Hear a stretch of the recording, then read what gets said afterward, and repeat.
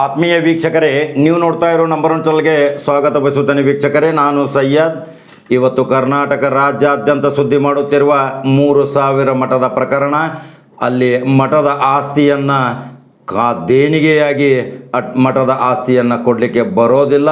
ಅಲ್ಲಿ ಕರ್ನಾಟಕ ರಾಜ್ಯದ KLE ಮಹಾಸಂಸ್ಥೆ ಅಲ್ಲಿ ಒಂದು ಬೃಹತ್ ಪ್ರಮಾಣದ ಆಸ್ಪತ್ರೆ ನಿರ್ಮಾಣ ಮಾಡಲಿಕ್ಕೆ ಆ KLE ಆಸ್ತಿಯನ್ನು ತೆಗೆದುಕೊಂಡಿದ್ದಾರೆ ಅಂತ ದಿಂಗಾಲೇಶ್ವರ ಮಹಾಸ್ವಾಮಿಗಳು ಯಾವ ರೀತಿ ಆಕ್ರೋಶ ವ್ಯಕ್ತಪಡಿಸಿದ್ದಾರೆ ಅದನ್ನು ತಾವು ನಮ್ಮ ದೃಶ್ಯದಲ್ಲಿ ನೋಡ್ಬೋದು ವೀಕ್ಷಕರೇ. ಮತ್ತೊಂದು ಅದಕ್ಕೆ ವಿರುದ್ಧವಾಗಿ ಪ್ರಭಾಕರ್ ಕೋರೆ ಅವರು ಏನು ಮಾತಾಡಿದ್ದಾರೆ, ದಿಂಗಾಲೇಶ್ವರ ಒಂದು ಮಾತಾಡ್ತಾರೆ ವೀಕ್ಷಕರೇ. ಇದು ಸಿರಸಂಗಿ ಲಿಂಗರಾಜ ಅರಸರು ಕೊಟ್ಟಂಥ ಮಹಾದೇಣಿಗೆ. KLE ಇವತ್ತು ಬೆಳೀಲಿಕ್ಕೆ ಅಂಥ ಮಹಾರಾಜ ಅರಸರ ಹೆಸರುಗಳು ಇಲ್ಲ. ಇದನ್ನು ಇವರು ತಮ್ಮದೇ ಆದಂಥ ತಮ್ಮ ಸ್ವಂತ ಕಾರ್ಖಾನೆ ಹಾಗೆ ಸ್ವಂತ ಆಸ್ಪತ್ರೆ ತಾವೇ ಕಟ್ಟಿದ್ದಾರೆ ಅನ್ನೋದು ತಮ್ಮ ಹೆಸರನ್ನು ಇಟ್ಕೊಂಡಿದ್ದಾರೆ. ಇದನ್ನು ಹೆಸರು ಇಡಬಾರ್ದು. ಅದು ಆಸ್ತಿ ಯಾವಾಗಲೂ ಸಾರ್ವಜನಿಕ ಆಸ್ತಿ ಆಗಬೇಕು. ಯಾವುದು ಜಾತಿ ಧರ್ಮ ಭೇದವಿಲ್ಲದೆ ಒಂದು 3,000 ಮಠದ ಆಸ್ತಿಯನ್ನು KLE ಆಸ್ಪತ್ರೆಗೆ ಕೊಡಬಾರ್ದಾಗಿತ್ತು. ಅದನ್ನು ಯಾರ್ಯಾರು ಅದರಲ್ಲಿ ಶಾಮೀಲಾಗಿದ್ದಾರೆ ಅದನ್ನು ಸಂಪೂರ್ಣವಾಗಿ ದಿಂಗಾಲೇಶ್ವರ ಅವರು ಯಾವ ರೀತಿ ತಮ್ಮ ಆಕ್ರೋಶದ ಮಾತುಗಳಿಂದ ನನ್ನ ಮೇಲೆ 20 ಸಾರಿ ಹಲ್ಲೆಗಳಾದವು, ರಕ್ತಸಿಕ್ತವಾಯಿತು, ಆದರೂ ನಾನು ಪ್ರವಚನ ಬಿಡಲಿಲ್ಲ.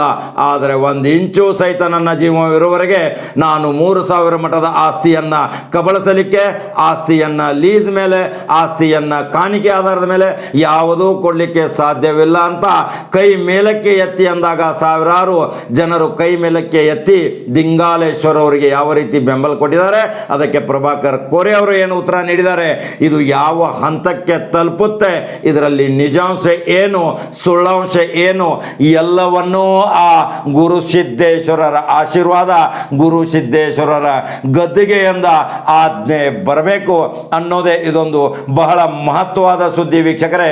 ಇದನ್ನು ನೀವು ದಿಂಗಾಲೇಶ್ವರ ಸ್ವಾಮೀಜಿ ಅವರು ಏನು ಮಾತಾಡಿದ್ದಾರೆ, ಪ್ರಭಾಕರ್ ಕೋರೆ ಅವರು ಅದಕ್ಕೇನು ಉತ್ತರ ಕೊಟ್ಟಿದ್ದಾರೆ ಸಂಪೂರ್ಣವಾಗಿ ನೀವು ನಂಬರ್ ಒನ್ ಚಾನಲ್ ಮುಖಾಂತರ ನೋಡಬಹುದು ವೀಕ್ಷಕರೇ. ನಂಬರ್ ಒನ್ ಚಾನಲ್ ಫಾಲೋ ಮಾಡೋದನ್ನ ಮರೆಯಬೇಡಿ, ಸಬ್ಸ್ಕ್ರೈಬ್ ಆಗಿ. ನಮಸ್ಕಾರ.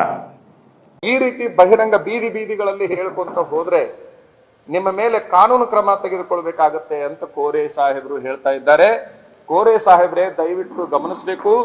ನಿಮ್ಮ ಕಾನೂನು ಕ್ರಮಕ್ಕಾಗ್ಲಿ, ನಿಮ್ಮ ದಬ್ಬಾಳಿಕೆಗಾಗಲಿ, ನಿಮ್ಮದು ಯಾವುದೇ ಹೇಳಿಕೆಗಾಗಲಿ ಬಗ್ಗುವ ಮಠಾಧಿಪತಿ ನಾನಲ್ಲ ಅನ್ನುವಂಥದ್ದನ್ನು ಬಹಳ ಸ್ಪಷ್ಟವಾಗಿ ಗಮನಿಸಬೇಕು ಅನ್ನುವಂಥದ್ದನ್ನು ಹೇಳಲಿಕ್ಕೆ ಇಷ್ಟಪಡ್ತೇನೆ. ಕಾನೂನು ಕ್ರಮಕ್ಕೂ ಸಿದ್ಧರಿದ್ದೇವೆ, ಯಾವುದೇ ಹೋರಾಟಕ್ಕೂ ಸಿದ್ಧರಿದ್ದೇವೆ. ಅದಷ್ಟೇ ಅಲ್ಲ, ನಿಮ್ಮ ಗಮನದಲ್ಲಿರಲಿ, ಕಾನೂನಿನಲ್ಲಿ ನಾವು ತಪ್ಪಿತಸ್ಥರು ಅಂತಾದ್ರೆ ಗಲ್ಲಿಗೇರಿಸಿದ್ರೂ ಕೂಡ ನಾ ಗಲ್ಲಿಗೇರ್ಲಿಕ್ಕೆ ಸಿದ್ಧನಿದ್ದೇನೆ. ನನ್ನ ಪ್ರಾಣ ಹೋದರೂ ಕೂಡ ಆ ಮಠದ ಅವನತಿಗೆ ನಾನು ಅವಕಾಶ ಕೊಡೋದಿಲ್ಲ ಅನ್ನುವಂಥದ್ದನ್ನು ಮತ್ತೊಮ್ಮೆ ಸ್ಪಷ್ಟಪಡಿಸ್ಲಿಕ್ಕೆ ಇಷ್ಟಪಡ್ತೇನೆ ಅನ್ನುವಂಥದ್ದು. ಆ ಮಠದ ಸ್ವಾಮಿ ಆಗ್ಬೇಕಂತ ವಿಚಾರ ಯಾರು ಹೇಳ್ತಿದ್ರೆ ಆ ಪರಂಪರೆ ಇದರಲ್ಲಿಲ್ಲ. ನಮ್ಮ ಸಮಾಜದಲ್ಲಿ ಪರಂಪರೆ ಹೆಂಗದ, ಮಠಗಳನ್ನು ಸ್ವಾಮಿ ಮಾಡೋದು ಕೆಲಸ ಸಮಾಜದ ಜನರಿಂದ ಆರಿಸ್ಕೊಂಡ ಅದು ಮಠದ ಸ್ವಾಮಿಗಳಾಗ್ತದೆ. ಒತ್ತಿಗೆ 3,000 ಮಠ ಬಹಳ ದಿವಸ ಆಯ್ತು ಅವ್ರ ಜಗಳ. ಯಾರು ಮರಿಯಾಗಬೇಕು, ಯಾರು ಮುಂದಿನ ಸ್ವಾಮಿ ಆಗಬೇಕು, ಇದೇ ಜಗಳ. ಅದರ ಹಿನ್ನೆಲೆ ಇಟ್ಕೊಂಡು ಇವತ್ತು KLE ಅದನ್ನು ಮುಂದೆ ಮಾಡಿಕೊಂಡು ಏನೋ ಸ್ವಾಮಿಗಳು ಹೇಳ್ತಾ ಇದ್ದಾರೆ. ನಾನು ಅದು ಗಮನಿಸಿದೆ. ಇತರ ಇತಿಹಾಸ ಅದ. ನಮ್ಮ ಸಂಸ್ಥೆ ಇತಿಹಾಸ ಅನ್ಕ ನಿಮ್ಗೆ ಗೊತ್ತದ. 105 ವರ್ಷ ಆಯ್ತು ಈಗ ಸಂಸ್ಥೆ ಸ್ಥಾಪನೆ ಆಗಿ. ದಾನಿಗಳ ಮುಖಾಂತರ ಸಂಸ್ಥೆ ಸ್ಥಾಪನೆ ಆಗಿದೆ. KLE ನಾವೇನು ಉದ್ಯೋಗಗಳು, ಇಂಡಸ್ಟ್ರಿಯಲಿಸ್ಟು ಅಥವಾ ಹಿಂದೆ ಇಂಡಸ್ಟ್ರಿ ಉತ್ಪಾದನೆಯಿಂದ KLE ಸ್ಥಾಪನೆ ಆಗಿಲ್ಲ. ದಾನಗಳ ಮುಖಾಂತರ ಈ ಸಂಸ್ಥೆ ಬೇರೆ ಬೇರೆ ಸ್ಥಳದಲ್ಲಿ ಬೇರೆ ಬೇರೆ ದಾನಗಳನ್ನು ಕೊಟ್ಟದ್ದು ನಮ್ಮಲ್ಲಿ ಉದಾಹರಣೆ ಅದಾವ. ಇದರ ನಂತರದಲ್ಲಿ ಎಷ್ಟು ಸಮಾಜಕ್ಕೆ ಇವರು ತಪ್ಪು ಸಂದೇಶವನ್ನ ರವಾನಿಸ್ತಾ ಇದ್ದಾರಂತಂದ್ರೆ, ನಮ್ಮ ದಿಂಗಾಲೇಶ್ವರ ಸ್ವಾಮಿಗಳಿಗೂ 3,000 ಮಠಕ್ಕೂ ಏನು ಸಂಬಂಧ ಅಂತ ಅವರು ಪ್ರಶ್ನೆಯನ್ನ ಮಾಡ್ತಾ, ಸನ್ಮಾನ್ಯ ಮುನವಳ್ಳಿಯವರಾಗಿರ್ಬೋದು, ಸನ್ಮಾನ್ಯ ಕೋರೆಯವರಾಗಿರ್ಬೋದು, ಅವ್ರು ಏನು ಹೇಳ್ತಾರೆ ಅಂತಂದ್ರ 3,000 ಮಠಕ್ಕೂ ಇವ್ರಿಗೇನು ಸಂಬಂಧ, ಇವರೇನ ಆ ಮಠದ ಮರಿನಾ, ಇವರೇನ ಆ ಮಠದ ಸ್ವಾಮಿನ ಅನ್ನುವಂತಹ ಪ್ರಶ್ನೆಯನ್ನು ಮಾಡ್ತಾ ಇದ್ದಾರೆ. ನನಗೆ ಮಾಡಿರುವಂತಹ ಉತ್ತರಾಧಿಕಾರ ಪತ್ರಕ್ಕೆ ಇವರೇನು ನಿನ್ನಿಬ್ಬರು ಮಾತಾಡಿದ್ರಲ್ಲ, ಇವರಿಬ್ಬರು ಸಹಿ ಮಾಡಿದ್ದಾರೆ, ಅದನ್ನ ತಾವು ನೋಡಿಕೊಳ್ಬಹುದು ಅನ್ನುವಂಥದ್ದು. ಈ ಒಂದು ಪತ್ರದಲ್ಲಿ ಸನ್ಮಾನ್ಯ ಪ್ರಭಾಕರ ಕೋರೆಯವರು ಕೂಡ ಈ ಮಠದ ಸಂಪೂರ್ಣ ಅಧಿಕಾರವನ್ನು ನಿಮಗೆ ಕೊಟ್ಟಿದ್ದೇವೆ ಅನ್ನುವಂತಹ ಕಾಗದಕ್ಕೆ ಅವರು ಸಹಿ ಹಾಕಿದ್ದಾರೆ. ಶಂಕರನ ಮುನವಳ್ಳಿಯವರು ಕೂಡ ಈ ಒಂದು ಕಾಗದ ಪತ್ರಕ್ಕೆ ಸಹಿ ಹಾಕಿದ್ದಾರೆ ಅನ್ನುವಂಥದ್ದನ್ನ ನಾನು ಹೇಳೋದು ಇಷ್ಟೇ. ನೀವೇ ನನ್ನನ್ನ ಆ ಮಠದ ಉತ್ತರಾಧಿಕಾರಿ ಅಂತ ಸಹಿ ಹಾಕಿರುವಂತ ಪತ್ರ ಇರುವಾಗಲೂ ಕೂಡ ಬಹುಶಃ ನೀವೇನು ಸಂಬಂಧ 3000 ಮಠಕ್ಕಂತ ಕೇಳುವಂತಹದ್ದು ಮರುವಿನ ಒಂದು ಪ್ರತೀಕ ಅಂತ ಪತ್ರಿಕೆಯಲ್ಲಿ ಎಲ್ಲ ಪತ್ರಿಕೆಯಲ್ಲಿ ನಾನು ಪ್ರತಿ ಸಲ ನಾ ಇಲ್ಲಿ ಕಾಲೇಜ್ ಮಾಡ್ತೀನಿ KLE ಅವರು ಇಲ್ಲಿ ಕಾಲೇಜ್ ಮಾಡ್ತೇವೆ ನಾವು ಹೇಳಿದ್ವಿ. ಮತ್ತು 3000 ಮಠದವ್ರು ನಮ್ಗೆ ಜಾಗ ಕೊಡಿದಾರೆ ಅಂತ ನಾನು ಭಾಳ ಸಲ ಪತ್ರಿಕೆಗೋಷ್ಠಿನೂ ಮಾಡಿದ್ದೇನೆ. ಆಳಕ್ಕೇನು ಮಾತಾಡಲೇ ಇಲ್ಲಲ್ಲ. ನಮ್ಮದು ಕಾಲೇಜ್ 4 ವರ್ಷದಾಗ ಆಗಬೇಕಾಗಿತ್ತು. ಆದರೆ ನಿಮ್ಗೆ ಗೊತ್ತದ ಹುಬ್ಬಳ್ಳಿ ಧಾರವಾಡದ್ದು CDP ಚೇಂಜ್ ಆಗಲಿಲ್ಲ. CDP ಪ್ರಾಬ್ಲಮ್ ಆಯಿತು. CDP ಚೇಂಜ್ ಆಗಲಿಕ್ಕೆ ಸುಮಾರು 10 ವರ್ಷ ಆಯಿತು.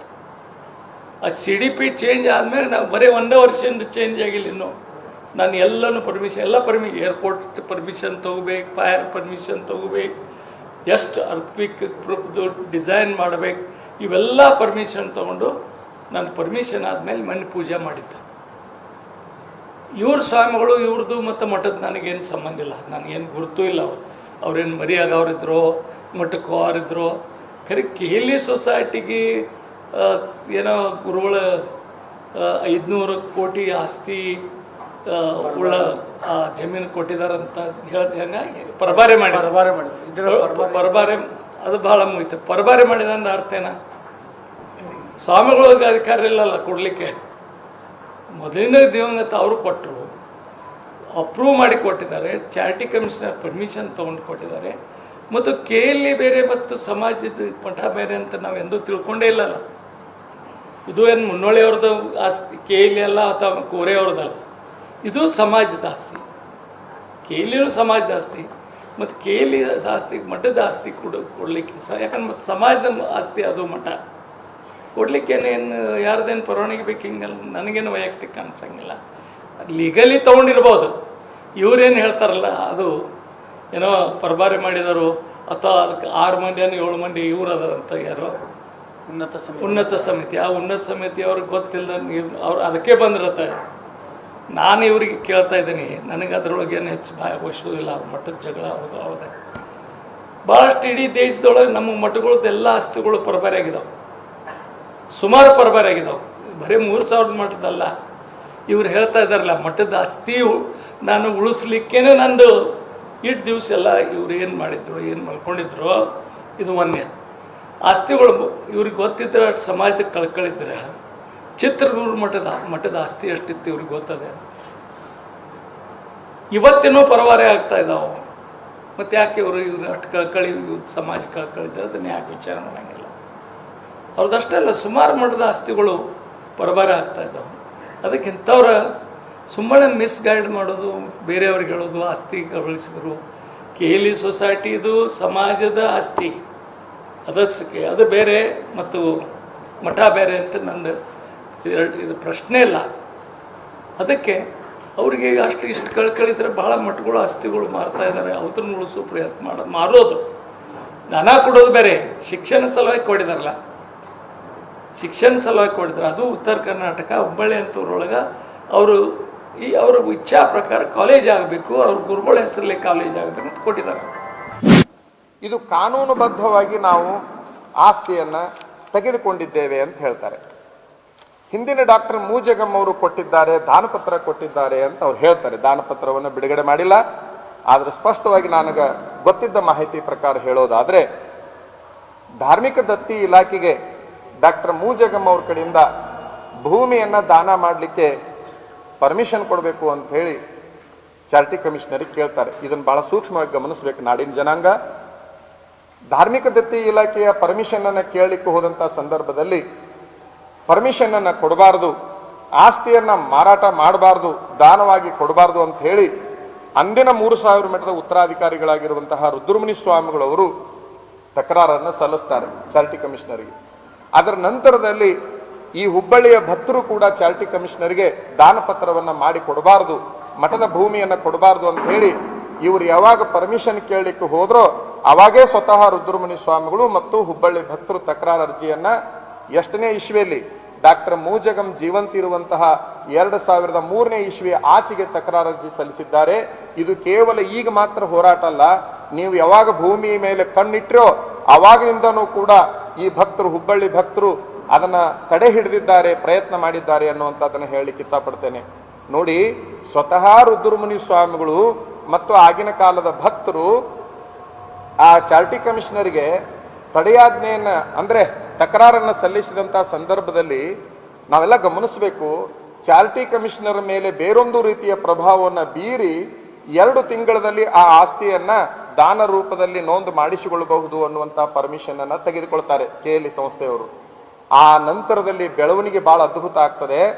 ಏನು ಪರ್ಮಿಷನ್ 2 ತಿಂಗಳಲ್ಲಿ ನೋಂದು ಮಾಡ್ಕೋಬೇಕಂತ ಹೇಳಿ ಚಾರಿಟಿ ಕಮಿಷನರ್ ಕೊಟ್ರಲ್ಲ, ಆ ಕ್ಷಣದಲ್ಲಿ ಇವರೆಲ್ಲರೂ ಹೈಕೋರ್ಟ್ಗೆ ಹೋಗ್ತಾರೆ. ರುದ್ರಮುನಿ ಸ್ವಾಮಿಗಳು ಮತ್ತು ಭಕ್ತರು ಹೈಕೋರ್ಟ್ಗೆ ಹೋಗ್ತಾರೆ. ಚಾರಿಟಿ ಕಮಿಷನರ್ ಮಾಡಿರುವಂತಹ ಆದೇಶದ ಮೇಲೆ ತಡೆಯಾಜ್ಞೆಯನ್ನು ತರ್ತಾರೆ. ನಾಡಿನ ಜನಾಂಗ ಗಮನಿಸಬೇಕು. ಹೈಕೋರ್ಟ್ ತಡೆಯಾಜ್ಞೆ ತಂದ ನಂತರದಲ್ಲಿ ಮುಂದೆ ಏನಾಗುತ್ತೆ ಅಂತಂದ್ರೆ, ಈಗಿರುವ ಜಗದ್ಗುರುಗಳ ಮತ್ತು ಆಗಿನ ಉತ್ತರಾಧಿಕಾರಿ ರುದ್ರಮುನಿ ಸ್ವಾಮಿಗಳ ವಿವಾದ ಸುಪ್ರೀಂ ಕೋರ್ಟ್ನಿಂದ ಆರ್ಬಿಟ್ರೇಷನ್ಗೆ ಹೋದ ನಂತರದಲ್ಲಿ ಆ ಹೈಕೋರ್ಟ್ ಏನು ಹೇಳುತ್ತೆ ಅಂತಂದ್ರೆ, ಆರ್ಬಿಟ್ರೇಷನ್ ಅವಾರ್ಡ್ ಏನು ಅಂತಿಮ ಮಾಡುತ್ತೆ ಆ ಆದೇಶ ಈ ಒಂದು ಜಮೀನಿಗೆ ಬಾಧಕ ಆಗುತ್ತೆ ಅನ್ನುವಂತಹ ಒಂದು ಆದೇಶವನ್ನ ಮಾಡ್ತಾರೆ. ಅಂದ್ರೆ ಇದರ ಅರ್ಥ ಏನು ಅಂತಂದ್ರೆ, ಮುಂದೆ ಆರ್ಬಿಟ್ರೇಷನ್ ಅವಾರ್ಡ್ನೊಳಗೆ ನಾನು ತಮಗೆ ತೋರಿಸಿದೆ, ಈಗಿರುವ ಮಠಾಧಿಪತಿಗೆ ಯಾವುದೇ ಜಮೀನನ್ನು ಕೊಡುವ ಅಧಿಕಾರವಿಲ್ಲ, ಇಮ್ಮೂವೇಬಲ್ ಪ್ರಾಪರ್ಟಿಯನ್ನ ತೆಗಿಬಾರದು ಅನ್ನುವಂತಹದ್ದು ಒಂದು ಇದೆ.